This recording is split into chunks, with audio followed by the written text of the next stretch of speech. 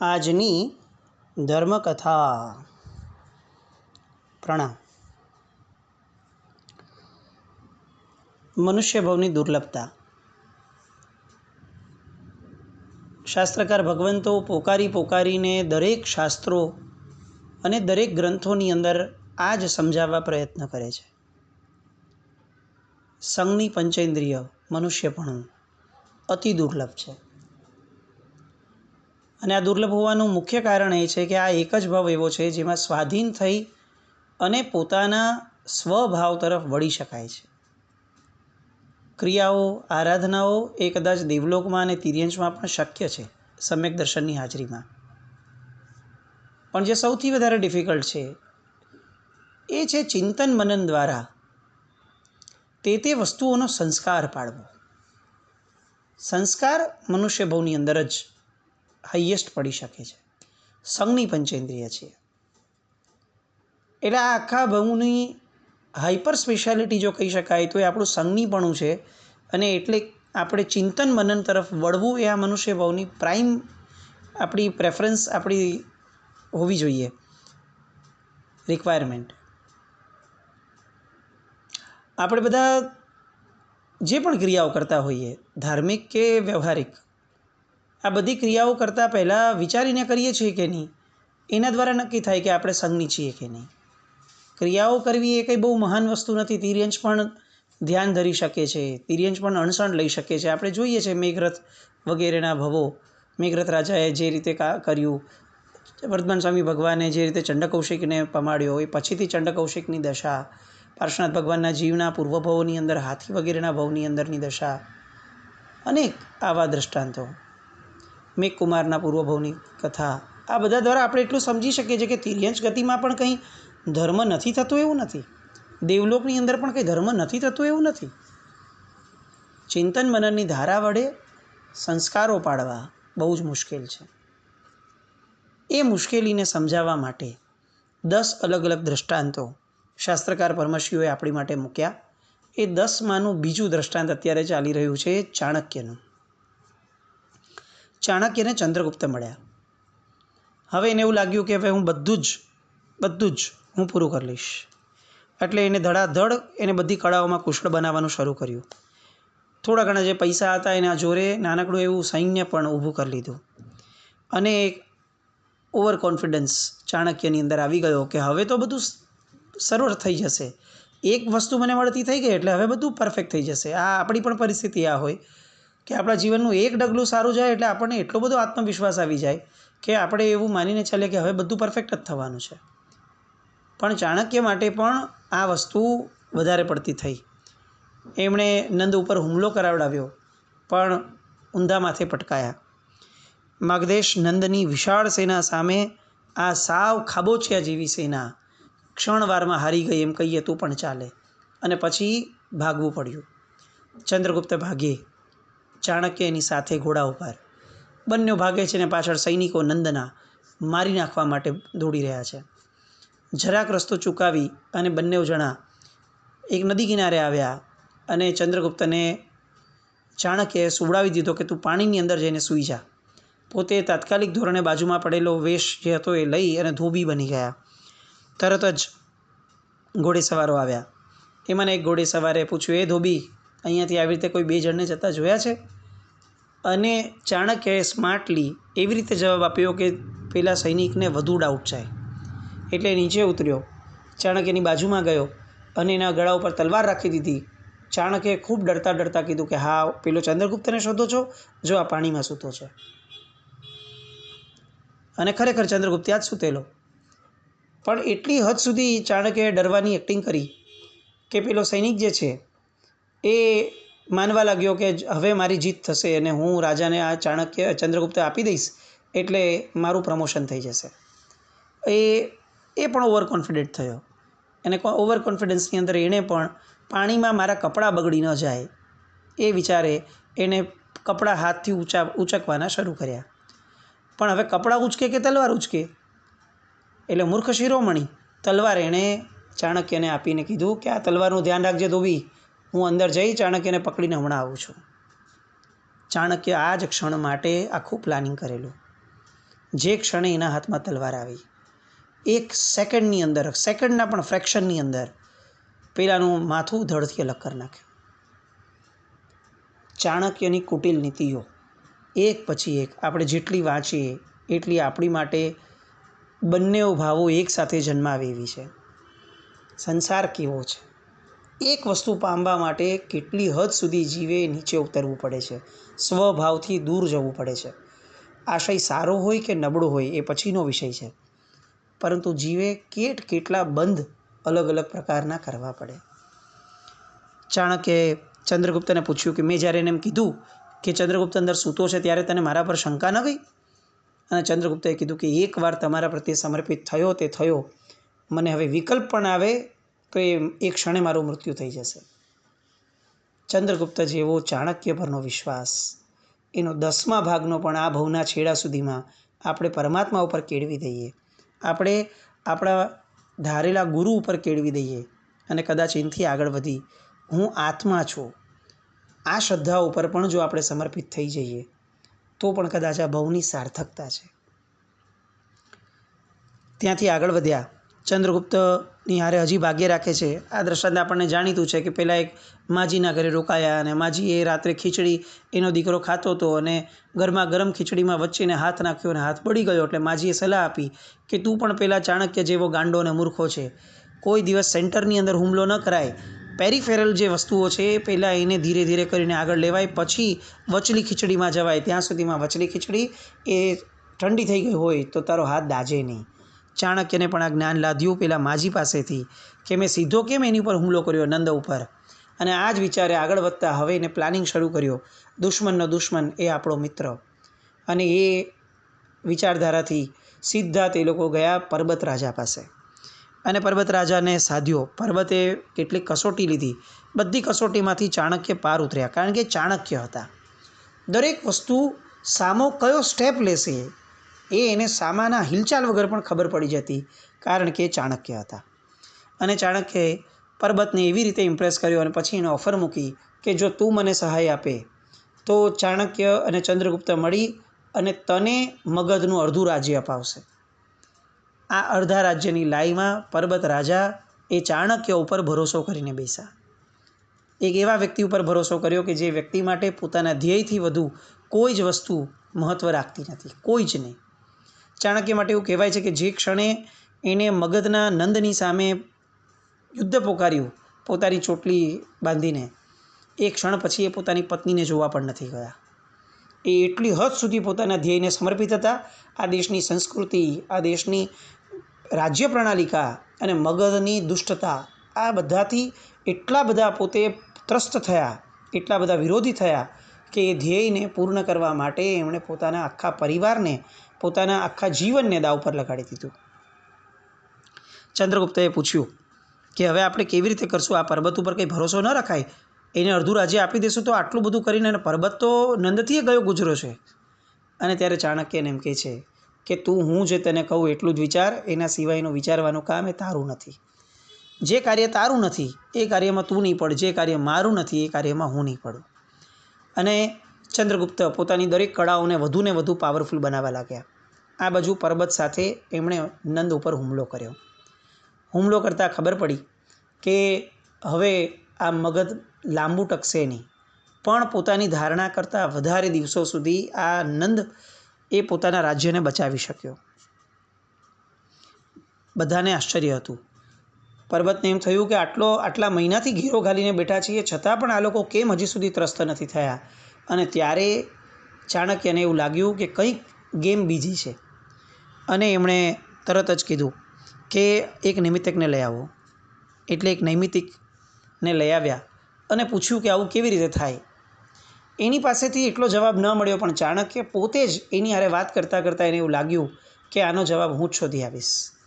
પોતે નૈમિતિકનો વેશ લે છે અને નગરની અંદર જાય છે. નગરની અંદર બધે જ ફરે છે. ફરતાં ફરતાં ખબર પડે છે કે એક જૂનું મંદિર છે, બહુ જ લોકોનું આસ્થાનું કેન્દ્ર છે, અતિશય. અને મંદિરનું શિલ્પ જોયું બહુ બારીકાઈથી તો ખબર પડી કે આ શિલ્પ તો હજારો વર્ષ સુધી ટકે એવું છે. એટલે એનો અર્થ કે આ મંદિર 1000 વર્ષ સુધી ક્યારેય પણ ધ્વંસ પામે એ શક્ય જ નથી. અને આ મંદિર ધ્વંસ ન પામવાની ભવિતવ્યતાના કારણે આ નગર ધ્વંસ નહીં પામે. એટલે જો મારે આ નગર જીતવું હોય તો સૌથી પહેલાં મંદિર તોડવું પડે. પણ મંદિર તોડે કોણ? એ તો બધાની આસ્થાનું કેન્દ્ર છે. પણ આ ચાણક્ય છે. ચાણક્યએ નક્કી કર્યું કે આ મંદિર જેને એની પર શ્રદ્ધા છે એવા જ વ્યક્તિઓ પાસે હું તોડાવડાવીશ. અને એણે બીજે દિવસેથી ફરી પાછું જવાનું શરૂ કર્યું અને પોતાનો જે ડોળ હતો એ દાવ પોતાનો આખું શરૂ કર્યું. પોતે આ નૈમિતિક તો બન્યા જ હતા. એક માણસને એણે પોતાનો છત્રધારક બનાવડાવ્યો અને છત્રધારક બનાવડાવી અને એણે કીધું કે તને ખબર છે કે આ મંદિર જે છે ને એ મંદિરની શિલ્પ બહુ અશુભ મુહૂર્તમાં થયું છે અને જ્યાં સુધી આ મંદિર અખંડિત છે ને ત્યાં સુધી આ નગર અખંડિત રહેશે. પણ આ મંદિરની અંદર કેટલીક જો આ બારીકાઈવાળો ભાગ જુઓ, આ ભાગની અંદર તમને ખબર છે કે આ ભાગ કેટલો બધો વિચિત્ર રીતે કરાયો છે. લોકોએ ધ્યાનથી જોયું, એ એકચ્યુઅલી શિલ્પ હતું, પણ એને એવી રીતે લોકોને બતાવ્યું કે લોકોને એવું લાગ્યું કે આ તો કઢંગી હાલતનું શિલ્પ છે. અને લોકોને એવું ડાઉટ ગયો કે વાત તો સાચી છે, આ નગર ઉપર હુમલો થયો છે, ઘેરો ઘલાયો છે, એના મૂળમાં આવા કેટલાક શિલ્પ પણ હોઈ શકે કારણ. એટલે હવે એને એમ થયું કે આનો શું ઈલાજ કરાવવું એ હું લોકોને કહું. એટલે મેં લોકોને હું કહી દઉં, ચાણક્યએ કહી દીધું કે આ શિલ્પ જો તૂટે ને તો કાયમ માટે આ શત્રુઓ પાછા ફરી જાય. લોકોને એવું લાગ્યું કે એવું થોડી હશે, પણ ચાણક્યએ પોતાના 4-5 માણસો લોકોની વચ્ચે છોડી દીધા, જે બોલવા લાગ્યા કે વાત તો સાચી છે, વાત તો સાચી છે, ચલો તોડી નાખો, ચલો તોડી નાખો. અને 4-5 જણ ભેગા. આમ પણ લોકને બુદ્ધિ ક્યાં હોય છે? લોક એ તો ટોળું હોય છે અને ટોળાને કોઈ દિવસ મગજ હોતું જ નથી. ટોળાઓએ એ ભાગને તોડી નાખ્યો. ઘણાને વસવસો થયો કે આ ખોટું થયું, પણ ચાણક્યએ આ બાજુથી પોતાના પ્લાનિંગનો બીજો છેડો સ્ટાર્ટ કર્યો. એણે આખી જે સેના હતી એને 1 કોષ સુધી પીછેહટ કરવા જણાવી દીધું. આખી સેના પાછળ ફરી ગઈ. લોકોનો કોન્ફિડન્સ વધ્યો કે આ મંદિરનું શિલ્પ તોડ્યું તો જો 1 કોષ પાછળ વહી ગયા, આખું મંદિર તોડી નાખીએ તો કાયમ માટે આ લોકો પાછળ વળી જશે. એ જ દિવસે આખું મંદિર લોકોએ જ પોતાની રીતે તોડી નાખ્યું. જેવું મંદિર તૂટ્યું, બીજે દિવસે સવારે જ મગધ ઉપર હુમલો થયો. મગધ જીતાયું. મગધ જીતાઈ ગયું, પણ હજી સુધી ચંદ્રગુપ્તનો રાજ્યાભિષેક થઈ ગયો, પણ હજી સુધી ચાણક્ય પ્રત્યે વફાદાર લોકો મગધમાંથી એટલા બધા મળતા નથી. નંદ પ્રત્યેની વફાદારી મંત્રીઓથી માંડી ઘણા બધાની હતી. એટલે જે સૈનિકે ચાણક્યને અંદર આવવા દીધા હતા નૈમિતિક સ્વરૂપે, એ સૈનિકને પકડ્યો અને એને એમ કીધું કે હું તને સર્વોચ્ચ પદે બેસાડું, સેનાપતિ, પણ તારે એક જ કામ કરવાનું.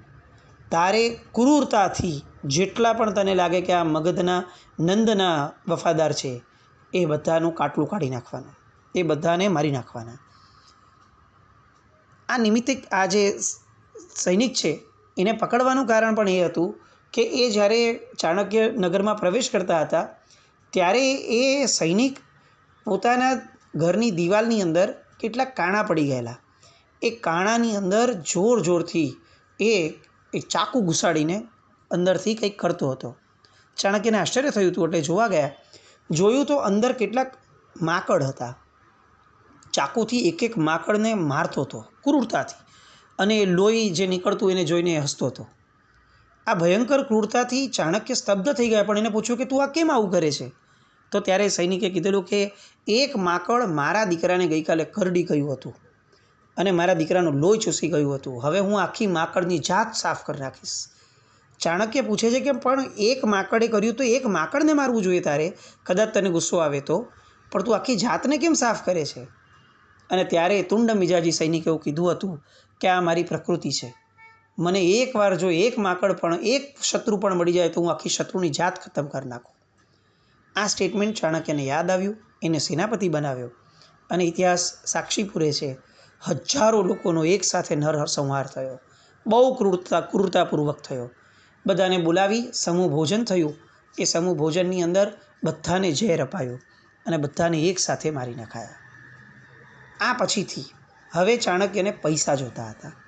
નગર ચલાવવું કેવી રીતે? સમૃદ્ધિ એ તો આ બધા દબાવીને બેઠા છે, અને એટલે એણે કેટલાક નુસ્ખાઓ અજમાવ્યા. એમાંથી એક નુસ્ખો એ હતો કે બધા શ્રેષ્ઠીઓને બોલાવવા. બધાને જમાડ્યા પછીથી દારૂ પીવડાવવા, અને દારૂ પીવડાવ્યા પછી એમના મોઢામાંથી કંઈક ને કંઈક બોલાવડાવવું. એમાંથી કેટલાક લોકોએ પોતાના મોઢેથી ઘણી બધી પોતાની જ વખાણ વગેરે ચાલુ કર્યા, અને એ એક એક વખાણ જ્યારે સાંભળ્યા ત્યારે ચાણક્ય દંગ રહી ગયો. ઇનફેક્ટ ચાણક્ય જવા દો, મને એવું લાગે છે કે આપણે સાંભળશું તો આપણને એવું લાગશે કે આ વિશ્વ જ નથી કે જે વિશ્વની અંદર આપણે જીવીએ છીએ. કારણ કે એક શ્રેષ્ઠીની સમૃદ્ધિ એ કદાચ અત્યારનું આખું વિશ્વ આવી જાય તો પણ આપણને એવું લાગે કે ઓલો એક શ્રેષ્ઠીને આપણે આંબી ન શકીએ. આપણે એક સિમ્પલી એ ઘણા બધા શ્રેષ્ઠી હતા, પણ એકાદ બેનું આપણે દ્રષ્ટાંત સાંભળીએ. એકે પોતે પોતાના વખાણ કરતાં ગાયું કે યોજન 1000 જતા હાથી, પગલે પગલે મૂકું, લાખ સોના મોર જો તો વગાડો મારું ઢોલકું.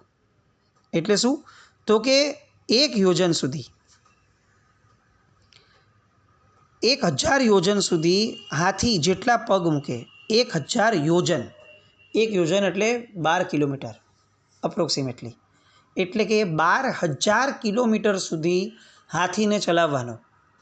એ જેટલા ડગલા ભરે એ દરેક ડગલાએ 1 લાખ સોનામોર મૂકવાની. દરેક ડગલાએ 1 લાખ સોનામોર. હવે 12000 કિલોમીટર ચાલતા જેટલા ડગલા થાય એટલા લાખ સોનામોર મારી પાસે છે. આપણી આંખમાં, આપણા મગજમાં, આપણા કયા બોડી પાર્ટમાં આ વસ્તુ ફિટ બેસે એવી લાગે છે. આ તો એક શ્રેષ્ઠીનું હતું. બીજો એક શ્રેષ્ઠી હતો, એણે એવું કીધું કે તમારી પાસે 1 મણ તલ હોય, એને વાવો, એને ઉગાડો. એ પછીથી એ બધાને વાવીને ઉગાડવાથી જેટલા તલ થાય એટલા તલ લાવો. એ તલને ફરીથી વાવો, અને ફરીથી વાવવાથી જેટલા તલ ઉગે એટલા તલ, એ તલના એક એક દાણા, એક એક દાણે 1 લાખ સોના મોહર, એટલી મારી સંપત્તિ છે. તલના દાણા કેટલા મણ, 1 મણમાં કેટલા તલના દાણા આવે. આ બીજો. ત્રીજો હતો, એનું તો ઓર ખતરનાક હતું. એને એમ કીધું કે આ વર્ષાકાળની અંદર ધસમસતી નદી આવે, એ નદીને આખા મગધ પરતે જો પુલ બનાવવાનો હોય કે જે પુલ દ્વારા પાણી રોકી શકાય, એક મોટી દિવાલ જેવી, તો એ તમે પુલ બનાવો, અને એ પુલ જેટલી હાઇટનો થાય ને જેટલો સ્ટ્રોંગ થાય, એ પુલ જેટલા વજનનું માખણ રોજ મારે ત્યાં નીકળે છે. આખા મગધની ફરતે પુલ બને, એ પુલનું જેટલું વજન થાય એટલા વજનનું માખણ મારે ત્યાં નીકળે છે. એનો અર્થ કે કેટલું દૂધ, અને એનો અર્થ કે કેટલી ગાયો. આટલી ગાયોની સંખ્યા તો કદાચ હું માનું છું કે આખા વિશ્વમાં અત્યારે નહીં હોય. આવી એક એક સંપત્તિઓ ચાણક્યએ દરેકના મોઢેથી કઢાવડાવી, અને પછીથી ચાણક્યએ બધાને એની ઉપર એવી રીતે ટેક્સ નાખ્યો કે એ લોકોએ બધી સંપત્તિઓ, મેક્સિમમ સંપત્તિઓ રાજ્યને આપવી પડી. આવા તો ઘણા બધા શ્રેષ્ઠીની વાતો આવે છે. આપણો મૂળ મુદ્દો જે છે એ આ છે કે પૈસા કઢાવવા માટે ચાણક્યએ એટલા બધા પ્રયત્નો કર્યા. એમાંનો એક પ્રયત્ન એ પણ હતો કે જેમાં ચાણક્યએ કેટલાક જુગારના અડ્ડાઓ બનાવ્યા નગરજનોને રમવા માટે. કારણ કે એને ખબર હતી કે આ નંદની પ્રજા છે, અને નંદ એ મહાજુગારી હતો. એના કારણે એની પ્રજામાં જુગારનો ચસ્કો છે. હવે પૈસા કઢાવડાવવા છે તો જેનો ચસ્કો છે એમાં જ એ લોકો વધારે લગાવશે. તો ચાણક્યએ યંત્ર જેવા કેટલાક પાસાઓ બનાવડાવ્યા જેમાં પાછળ સ્વિચ હોય. આ વાત 2200 વર્ષ પહેલાંની ચાલે. આપણને બધાને જે વિજ્ઞાન ઉપર આટલો બધો અહંકાર છે કે જે અમે મશીન આપણે બનાવી શક્યા, એની માટે આ 2200 વર્ષ પહેલાં ચાણક્યના આવિષ્કાર હતા કે એણે મશીનવાળા પાસાઓ બનાવેલા. સામાવાળાને પૂછવાનું કે બોલ કેટલા નાખવું, અને ઓલો કે 12, અને આ અહીંયાથી 11 દબાવે અને પાસા ફેંકે એટલે 11 જ પડે. આવા ટ્રીકવાળા પાસાઓ બનાવી અને ટ્રેન થયેલા માણસોને બેસાડી દીધા. હવે 100% ક્યારે પણ લોકો જે કહે એ દાવ ન જ પડે, કારણ કે યંત્ર આધારિત આખા પાસા હતા.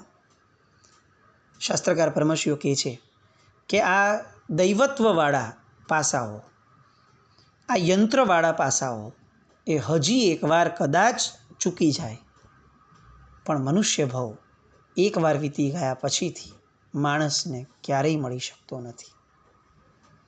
ચાણક્યએ દેવને સાધ્યા, દેવને સાધી યંત્રમાં અધિષ્ઠિત કર્યા, એ યંત્ર દ્વારા પાસા એવી રીતના બનાવ્યા કે અચૂક એને પૈસા મળે. આ બધી બુદ્ધિ એ કદાચ પૈસા આપી શકે, પણ ફરીથી મનુષ્ય ભાવ લાવવો એ અશક્ય છે. આવો દુર્લભ મનુષ્ય ભાવ આપણને પ્રાપ્ત થયો. અને આ મનુષ્ય ભાવની પ્રાપ્તિ પછી હવે એની એક એક ક્ષણો આપણે કઈ રીતે કાઢીએ છીએ એ જોવાનું કામ આપણું છે.